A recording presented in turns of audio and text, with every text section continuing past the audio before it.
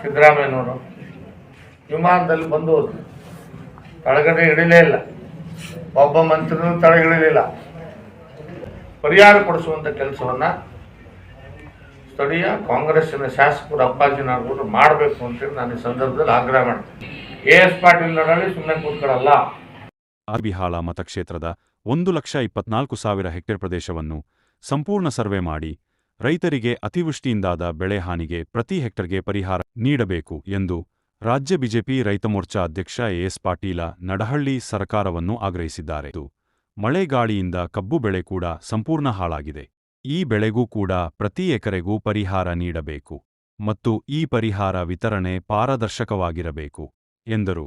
ಇದೇ ದಿನಾಂಕ 4 ಹೋಬಳಿ, ದಿನಾಂಕ 6 ಲವಳಗಿ ಹೋಬಳಿ, 7 ಮುದ್ದೇಬಿಹಾಳ ಹೋಬಳಿ, ಮೇ 8 ಪ್ರವಾಸ ಮಾಡುತ್ತಿದ್ದೇನೆ ಎಂದರು. ವಿಮಾನದಲ್ಲಿ ಬರಲಿಲ್ಲ, ಅರ್ಥಾಯ್ತಾ? ನೆಲದ ಮೇಲೆ ಬಂದು ಎಲ್ಲೆಲ್ಲಿ ಫ್ಲಡ್ ಬಂದಿದೆ, ಬೆಳಗಾವಿಗೆ ಬಂದರು, ಪಾರ್ಲಿಮೆಂಟಿಗೆ ಬಂದರು, ಇಲ್ಲೆಲ್ಲ ನಮ್ಮ ಫ್ಲಡ್ ಬಂದಿತ್ತು. ಅವಾಗ ಎಲ್ಲ ಕಡೆ ಬಂದು ಸ್ವತಃ ವಿಸಿಟ್ ಮಾಡಿ ವಾಸ್ತವಾಂಶಗಳನ್ನು ನೋಡಿ ಅದರ ಆಧಾರದ ಮೇಲೆ ಪ್ರತಿಯೊಬ್ಬ ಮೃತ ಯಾರು ಮಳೆಯಲ್ಲಿ ಸತ್ತೋಗಿದ್ದಾರೆ ಅವ್ರಿಗೆ 5 ಲಕ್ಷ ರೂಪಾಯಿ ಕೊಟ್ಟರು. ಸಂಪೂರ್ಣ ಬೆಳೆ ಮನೆ ನಾಶ ಆಗಿದೆ 5 ಲಕ್ಷ ರೂಪಾಯಿ ಕೊಟ್ಟರು. ಯಾರಿಗೆ 75% ಆಗಿದೆ ಸುಮಾರು 3 ಲಕ್ಷ ಕೊಟ್ಟರು. ಯಾರಿಗೆ ಅವನಿಗೆ 50% ನಷ್ಟ ಆಗಿದೆ 1 ಲಕ್ಷ ರೂಪಾಯಿ ಮನೆ ಕೊಟ್ಟು ಕೆಲಸ ಮಾಡಿದ್ರು. ಬೆಳೆ ಪರಿಹಾರ 1 ಹೆಕ್ಟೇರ್ಗೆ ಅವತ್ತೇನಿತ್ತಲ್ಲ ನಾರ್ಮ್ಸ್ ಪ್ರಕಾರ 6,800 ರೂಪಾಯಿ ಇತ್ತು. ಯಾಕೆ ಹೇಳಕ್ಕೆ ಮುಂದೆ ಬರ್ತೀನಿ. ಸರ್ಕಾರ ಘೋಷಣೆ ಮಾಡಿದ್ದು ಕಂಪೇರ್ ಮಾಡಬೇಕು. 6,800 ರೂಪಾಯಿ ಪ್ರತಿ ಹೆಕ್ಟರ್ಗೆ NDRF ನಾರ್ಮ್ಸ್ ಪ್ರಕಾರ, SDRF ನಾರ್ಮ್ಸ್ ಪ್ರಕಾರ 6,800 ರೂಪಾಯಿ ಖುಷ್ಕಿ ಭೂಮಿಗೆ ಇತ್ತು ನಿಯಮಾನುಸಾರ. ನಮ್ಮ ಸರ್ಕಾರ ಏನು ಮಾಡ್ತು, 6,800 ರೂಪಾಯಿ ಪರ್ ಹೆಕ್ಟರ್. 1 ಹೆಕ್ಟರ್ಗೆ ಅಂದರೆ 2.5 ಎಕರೆ ಬರ್ತದೆ. 1 ಹೆಕ್ಟರ್ಗೆ 6,800 ಅಂದ್ರೆ ಕಡಿಮೆ ಆಗ್ತದೆ ಅಂತೇಳಿ ಅದಕ್ಕೆ 10,000 ರೂಪಾಯಿನ ಸೇರಿಸಿ 16,800 ರೂಪಾಯಿ ಪರ್ ಹೆಕ್ಟರ್ ಕೊಟ್ಟಿವಿ ನಾವು. ಯಾವತ್ತು 2019ರಲ್ಲಿ. ಅವತ್ತು ಕರ್ನಾಟಕದ ಬಜೆಟ್ ಎಷ್ಟಿತ್ತು ಗೊತ್ತಾ? 1,82,000 ಕೋಟಿ. ಒಟ್ಟು ಬಜೆಟ್, ಕರ್ನಾಟಕದ ಬಜೆಟ್ 1,82,000 ಕೋಟಿ. ಅದೇ ಸಂದರ್ಭದಲ್ಲೇ ಯಡಿಯೂರಪ್ಪನವರು 6,800 ರೂಪಾಯಿ ಪರ್ ಹೆಕ್ಟರ್ಗೆ ನಿಟ್ಟು ಪುಷ್ಪಿ ಭೂಮಿಗೆ ಅದಕ್ಕೆ 10,000 ರೂಪಾಯಿ ಸೇರಿಸಿ 16,800 ರೂಪಾಯಿ ಪರ್ ಹೆಕ್ಟರ್ ಅವತ್ತೇ ಪರಿಹಾರವನ್ನು ಕೊಟ್ಟರು. ಅದು ವಿತಿನ್ 30 ಡೇಸ್, 30 ದಿನದಲ್ಲಿ. ಕೇಂದ್ರಕ್ಕೋಸ್ಕರ ಕಾಯಲಿಲ್ಲ. ಅದಾದಮೇಲೆ ಎರಡನೇದು ನೀರಾವರಿಗೆ ಅವತ್ತಿನ ಒಂದು ನಾರ್ಮ್ಸ್ ಪ್ರಕಾರ ಏನು ಪರಿಹಾರ ಇತ್ತು 13,500 ರೂಪಾಯಿ. ಅದಕ್ಕೆ 10,000 ಸೇರಿಸಿ 23,500 ರೂಪಾಯಿ ಕೊಟ್ಟೆ. ತೋಟಗಾರಿಕೆ ಬೆಳೆಗಳಿಗೆ 18,000 ರೂಪಾಯಿ ಇತ್ತು NDRF ನಾರ್ಮ್ಸ್ ಪ್ರಕಾರ. ಅದಕ್ಕೆ 10,000 ರೂಪಾಯಿ ಸೇರಿಸಿ 28,000 ರೂಪಾಯಿ ಪರ್ ಹೆಕ್ಟರ್. ಎಂಟೈರ್ ಬೆಳೆ ಏನು ಭೂಮಿ ನಾಶ ಆಗಿದೆ ಎಲ್ಲರಿಗೂ ಕೊಟ್ಟರು, ರಿಸ್ಟ್ರಿಕ್ಟ್ ಮಾಡಿದ್ರು.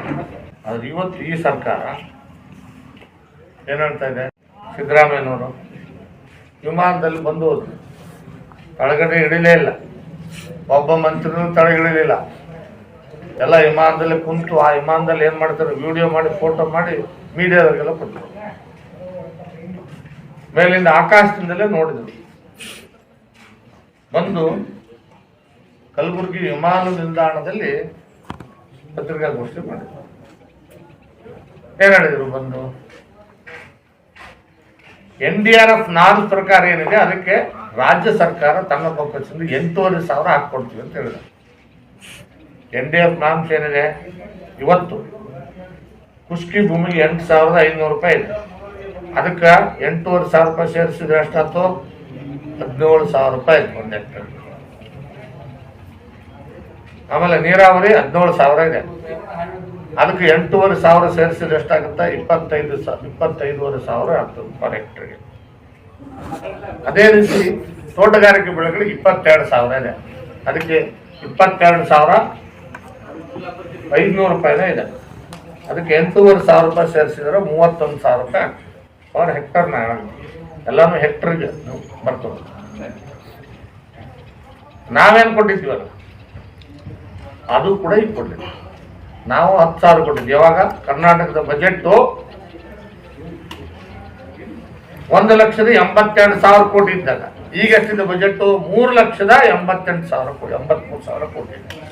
ಈಗ ಎಷ್ಟು ಕೊಡ್ಬೇಕು? ಡಬಲ್ ಕೊಡ್ಬೇಕು ತಾನೆ, ಕನಿಷ್ಠ 20,000 ಆದ್ರೂ ಕೊಡ್ಬೇಕು ತಾನೆ ಸೇರಿಸಿ. ಅದು ನಾವು 10,000 ಕೊಟ್ಟದನ್ನು ಕಡಿಮೆ ಮಾಡಿ 8,500 ಕೊಟ್ಟಿದ್ದಾರೆ. ಇದು ಗಮನದಾಗಿರಲಿ. ಮುದ್ದೇಬಿಹಾಳ ವಿಧಾನಸಭಾ ಕ್ಷೇತ್ರದಲ್ಲಿ ನಾನು ಇದನ್ನು ಒತ್ತಾಯ ಮಾಡ್ತೇನೆ. ಎಷ್ಟು ಸರ್ವೆ ಆಗಬೇಕು? 1,24,000 ಹೆಕ್ಟರ್ ಪ್ರದೇಶ ಸಂಪೂರ್ಣ ಸರ್ವೆ ಆಗಬೇಕು. ಕಬ್ಬಿನ ಬೆಳೆಯನ್ನು ಕೂಡ ಬಿದ್ದೋಗಿದೆ. ಹಾನಿಗೊಳಗಾದಂತ ಪ್ರತಿ ಎಕರೆ ಭೂಮಿ ಕೂಡ ಪರಿಹಾರ ಕೊಡಬೇಕು. ಪ್ರತಿ ಎಕರೆ ಭೂಮಿಗೂ ಕೂಡ ಪರಿಹಾರ ಕೊಡಬೇಕು ರೈತರಿಗೆ. ಸುಮ್ಮನೆ 1 ಎಕರೆ ಕೊಟ್ಟೆ, 2 ಎಕರೆ ಕೊಟ್ಟೆ, 3 ಎಕರೆ ಕೊಟ್ಟೆ, ರೈತನಿಗೆ ಪ್ರಯೋಜನ ಇಲ್ಲ. ಎಂಟೈರ್ ಕ್ರಾಪ್ ಪ್ಲೇಸ್ ಆನಾಗಿದೆ ಅಸೆಸ್ ಆಗಬೇಕು ಮತ್ತು ಅದಕ್ಕೆ ಪರಿಹಾರ ಸಿಗುತ್ತೆ. ಪಟ್ಟಿನ ಪಂಚಾಯತಿ ಮುಂದೆ ಹಚ್ಚಬೇಕು, ಸರ್ವೆ ಮಾಡಿ. ಸುಮ್ಮನೆ ಅವನು ಸರ್ವೆ ಮಾಡಿ ಯಾರ್ದೋ ಒಂದು ಹೆಸರು ಕಳಿಸ್ಬಿಟ್ಟು ತನಗೆ ಬೇಕಾದ್ರೆ 10 ಮಂದಿಗೆ ಕೊಟ್ಟು ಆ ರೀತಿ ಮಾಡ್ಲಿಕ್ಕೆ ಬರೋದಿಲ್ಲ. ಪಾರದರ್ಶಕವಾಗಿರ್ಬೇಕು. ಯಾವ್ಯಾವ ರೈತಂದು ಯಾವ ಸರ್ವೆ ನಂಬರ್ ಎಷ್ಟು ಹೋಗಿದೆ ಅಂತಕ್ಕಂಥದ್ದು ಎಲ್ಲರೂ ಕೂಡ, ಇವನ್ ಮೀಡಿಯಾದವರು ಕೂಡ, ನೀವು ಕೂಡ ಆನ್ಲೈನ್ ವೆಬ್ಸೈಟಲ್ಲಿ ಹೋಗಿ ಚೆಕ್ ಮಾಡಿದ್ರೆ ಸಿಗ್ಬೇಕು. ನಿಮ್ಗೆ ಪ್ರತಿ ಊರು ವಯಸ್ಸು ಸಿಗಬೇಕು, ರೈತನ ಹೆಸರಿನ ವಯಸ್ಸು, ಕುಟುಂಬ ಸಮೇತ ರೈತನ ವಯಸ್ಸು ಸಿಗ್ಬೇಕು. ಆ ಪರಿಹಾರ ಎಷ್ಟು ಕೊಟ್ಟರು ಅಂತನೂ ಕೂಡ ಆನ್ಲೈನಲ್ಲಿ ಸಿಗ್ಬೇಕಲ್ಲ. ಇದು ತಂತ್ರಾಂಶ ಮಾಡಿರ್ತಕ್ಕಂಥದ್ದು, ಡಿಜಿಟಲೈಸೇಷನ್ ಮಾಡಿದ್ದಾರೆ. ಅದು ನಾನು ಡಿಮ್ಯಾಂಡ್ ಮಾಡ್ತೇನೆ ತಹಸೀಲ್ದಾರ್ಗೆ ಮತ್ತು ಜಿಲ್ಲಾಧಿಕಾರಿಗಳಿಗೆ. ಅದಕ್ಕಿಂತಲೂ ಹೆಚ್ಚಾಗಿ ಅಧಿಕಾರಿಗಳಿಗಿಂತಲೂ ಹೆಚ್ಚಾಗಿ ಮೇಲೆ ಪಾಪ ಅವ್ರು ವೋಟ್ ಹಾಕಿದವ್ರಿಗೆ ಧನ್ಯವಾದ ಹೇಳಕ್ಕೂ ಹೋಗಿಲ್ಲ. ಪ್ರತಿ ಹಳ್ಳಿಗೆ ಹೋಗಿಲ್ಲ ನೀವು. ಈಗಾದರೂ ಹೋಗ್ರಿ, ಕಷ್ಟದಲ್ಲಿದ್ದಾರೆ ರೈತರು. ಪ್ರತಿ ಹಳ್ಳಿಗೆ ಹೋಗ್ರಿ. ನಿಮ್ಗೆ ಜನ ಆಯ್ಕೆ ಮಾಡಿದ್ದಾರೆ, ಅಧಿಕಾರ ಕೊಟ್ಟಿದ್ದಾರೆ. ಹೋಗ್ರಿ, ರೈತರ ಜೊತೆ ಕೂತ್ಕೊಳ್ಳಿ, ಚರ್ಚೆ ಮಾಡಿ ಎಷ್ಟು ಹಾಳಾಗಿದೆ ಅನ್ನೋದನ್ನು ಸಂಪೂರ್ಣವಾಗಿ ಹಾನಿಗೊಳಗಾದಂಥ ಪ್ರದೇಶಕ್ಕೆ ಪರಿಹಾರ ಕೊಡಿಸುವಂಥ ಕೆಲಸವನ್ನು ಸ್ಥಳೀಯ ಕಾಂಗ್ರೆಸ್ಸಿನ ಶಾಸಕರು ಅಪ್ಪಾಜಿನವರು ಮಾಡಬೇಕು ಅಂತೇಳಿ ನಾನು ಈ ಸಂದರ್ಭದಲ್ಲಿ ಆಗ್ರಹ ಮಾಡ್ತೇನೆ. ನಾನು ರಾಜಕಾರಣ ಮಾಡ್ಲಿಕ್ಕೆ ಹೋಗಲ್ಲ. ನಾನು ಸ್ವತಃ ನಾಳೆ ಒಂದಿನ ನಮ್ಮ ವಿರೋಧ ಪಕ್ಷ ನಾಯಕರು ಬರ್ತಾ ಇದ್ದಾರೆ. ನಾಳೆ 5ನೇ ತಾರೀಕು ಆದ್ಮೇಲೆ 6ನೇ ತಾರೀಕಿಂದ ನಾನು ಸ್ವತಃ ಪ್ರವಾಸ ಮಾಡ್ತೇನೆ. ನಾನು ರೈತರ ಹೊಲಗಳಿಗೆ ಹೋಗ್ತಾ ಇದ್ದೇನೆ. 6ನೇ ತಾರೀಕು ನಮ್ಮ ನಾಲ್ಕವಾಡ ಹೋಬಳಿ ಪ್ರಾರಂಭ ಮಾಡ್ತಾ ಇದ್ದೇನೆ. ಮೊದಲನೇ ದಿನ ನಾಲ್ಕವಾಡದ ಹೋಬಳಿ ಹೋಗ್ತಾ ಇದ್ದೇನೆ, ಹೋಬಳಿ ಹಳ್ಳಿಗಳಿಗೆಲ್ಲ ಹೋಗ್ತಾ ಇದ್ದೇನೆ. 7ನೇ ತಾರೀಕು ನಮ್ಮ ಡೌಳಿಗೆ ಹೋಬಳಿ ಹಳ್ಳಿಗಳಿಗೆ ಪ್ರವಾಸ ಮಾಡ್ತೇವೆ. 8ನೇ ತಾರೀಕು ಮುದ್ದೇಬಿಹಾಳದ ಹೋಬಳಿ ಹಳ್ಳಿಗಳಿಗೆ ಪ್ರವಾಸ ಮಾಡ್ತೇವೆ. ನಾನು ಮಾಧ್ಯಮದ ಸ್ನೇಹಿತರ ಮುಖಾಂತರ ರೈತರಿಗೆಲ್ಲರಿಗೂ ಹೇಳಲಿಕ್ಕೆ ಬಯಸ್ತೇನೆ, ಪರಿಹಾರವನ್ನು ಪಡಿಬೇಕಾಗಿರೋದು ನಿಮ್ಮ ಹಕ್ಕು. ಯಾರ ಮುಲಾಜಿಯಿಂದ ಕೊಡಬೇಕಾದದ್ದಿಲ್ಲ, ನಿಮ್ಮ ಹಕ್ಕದು. ಅದಕ್ಕೆ ಪ್ರತಿಯೊಬ್ಬ ರೈತರು ಹೊಲಗಳಲ್ಲಿ ನಷ್ಟ ಆಗಿದೆ, ನಿಮ್ಮ ಹೊಲಗಳನ್ನ ಆನ್ಲೈನಲ್ಲಿ ಕಂಪ್ಲೀಟ್ ಬಂದು ಸರ್ವೆ ಮಾಡಿ ಎಂಟ್ರಿ ಮಾಡಬೇಕು. ಎಂಟ್ರಿ ಮಾಡಿದ್ರಂದ್ರೆ ಚೆಕ್ ಮಾಡ್ಕೊಳ್ಳಿ, ಮನೇಲಿ ಮಲ್ಕೋಬೇಡಿ. ಪ್ರತಿ ಪಂಚಾಯತಿನಲ್ಲಿ ನಿಮ್ಮ ಎಂಟ್ರಿ ಮಾಡಿದ ಲಿಸ್ಟ್ ಅನ್ನ ಹಚ್ಚಬೇಕು. ಹಚ್ಚದೆ ಹೋದ್ರೆ ರೈತರು ಬಾರ್ಕೋಲ್ ತಗೊಂಡು ನನ್ನ ಜೊತೆಗೆ ಬನ್ನಿ,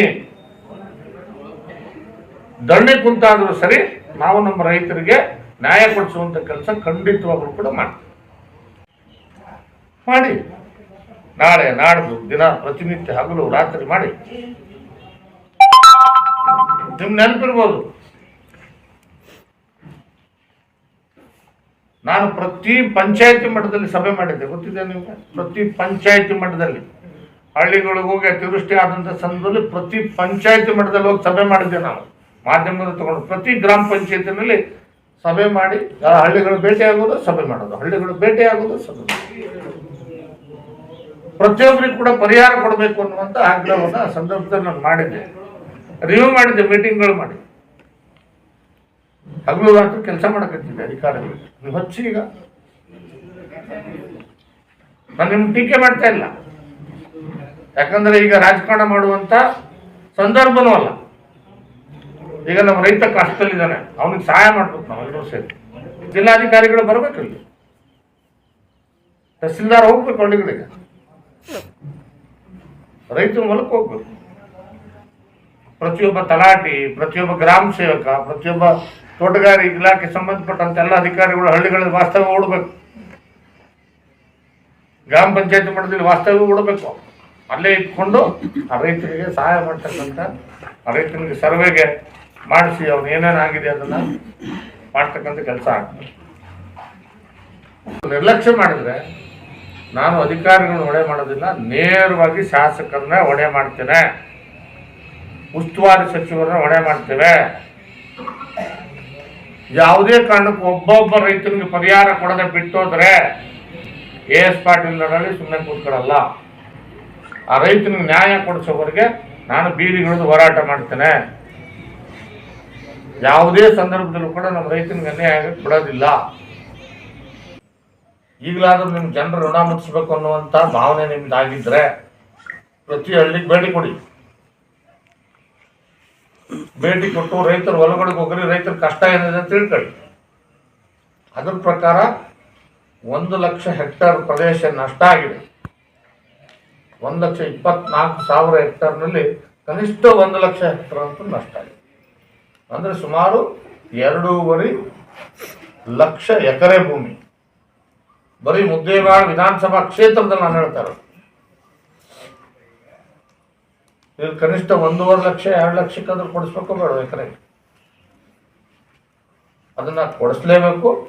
ಕೊಡಿಸ್ತೇವಾದ್ರೆ ನೀವು ಕಾಟಾಚಾರಕ್ಕೆ ನೀವೇನಿದೆ ಅಲ್ಲಿ ನಿಮ್ಮ ಮುಖ್ಯಮಂತ್ರಿಗಳು ಹೇಳಿ ಹೋಗಿದ್ದಾರೆ ಅಂತೇಳಿ ನಮ್ಮ ಮುಖಾಂತರ ರೈತರಿಗೆ ವಿನಂತಿ ಮಾಡ್ತೇನೆ, ಯಾರು ಧೈರ್ಯ ಕಳ್ಕೊಬೇಡಿ, ಯಾರು ಆತ್ಮಹತ್ಯೆ ಮಾಡ್ಕೊಳ್ಳೋದು ಇನ್ನೊಂದು ಇಂಥ ಸಾಹಸಗಳಿಗೆ ಕೈ ಹಾಕ್ಲಿಕ್ಕೆ ಹೋಗ್ಬೇಡಿ. ಭಾರತೀಯ ಜನತಾ ಪಕ್ಷ ನಿಮ್ಮ ಪರವಾಗಿದೆ. ನಾವೆಲ್ಲರೂ ಕೂಡ ನಿಮ್ಮ ಪ್ರತಿಯೊಬ್ಬರಿಗೂ ಕೂಡ ಪರಿಹಾರ ಕೊಡಿಸುವಂಥ ಪ್ರಾಮಾಣಿಕ ಪ್ರಯತ್ನವನ್ನು ಮಾಡ್ತೇವೆ. ನಾವು ಮಾಧ್ಯಮದ ಮುಖಾಂತರ ಆಗಲಿ, ವಿಡಿಯೋ ಮುಖಾಂತರ ಆಗಲಿ, ಹಳ್ಳಿಗಳು ಬಂದಾಗ ನಿಮ್ಗೇನು ನಾವು ಸೂಚನೆಗಳು ಕೊಡ್ತೇವೆ ಅದನ್ನು ಕಟ್ಟುನಿಟ್ಟಾಗಿ ಪಾಲನೆ ಮಾಡಿ ನಿಮ್ಮ ನಾಶ ಆದಂಥ ಬೆಳೆಗಳು ಸರ್ವೆ ಆಗ್ತಕ್ಕಂಥದ್ದಕ್ಕೆ ಯಾವುದೇ ಕಾರಣಕ್ಕೂ ಸರ್ವೆ ಆಗುವವರೆಗೆ ಅಧಿಕಾರಿಗಳನ್ನ ಬಿಡಬೇಡಿ, ಅವರಿಂದ ಬೆನ್ನತ್ತಿ ಸರ್ವೆ ಮಾಡಿಸಿ ಅಂತ ಹೇಳಿ ಈ ಸಂದರ್ಭದಲ್ಲಿ ತಮ್ಮ ಮುಖಾಂತರ ಹೇಳಲಿಕ್ಕೆ ಬಯಸ್ತೇನೆ. Thank you. ಸರ್ವೆ ಮಾಡೋದಕ್ಕೆ ಸಮಯ ಕೊಟ್ಟು 1 ವಾರದಲ್ಲಿ ಅವರು ಸಂಪೂರ್ಣ ಸರ್ವೆ ಮಾಡಬೇಕು. ಆಮೇಲೆ ಅದನ್ನು ಪಟ್ಟಿ ಬಿಡುಗಡೆ ಮಾಡಬೇಕು. ಅದನ್ನ ಪಟ್ಟಿನ ಮಾಧ್ಯಮದ ನಿಮಗೂ ಕೊಡಬೇಕು ಕೇಳಿದ್ರು. ಒಂದು ವೇಳೆ ಎಲ್ಲ ಯಾವುದನ್ನು ಮಾಡಿ ಕೊಡದೇ ಇದ್ದಾಗ 100% ನಾನು ಖಂಡಿತ ಹೋರಾಟಕ್ಕೆ ಇಡ್ತೇನೆ.